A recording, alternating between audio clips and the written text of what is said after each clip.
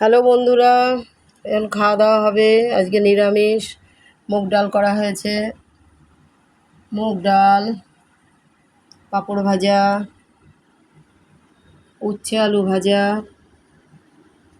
পাতিলেবু, গরম ভাত, ফ্রিজের ঠান্ডা জল, এগুলো আজকে হবে।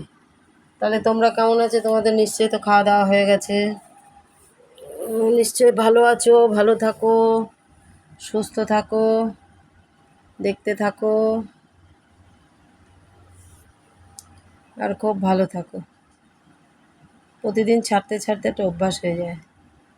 হ্যাঁ, লাইক লাইক শেয়ার পাওয়াটা বড় কথা না, অভ্যাস হয়ে যায়, জানো তো।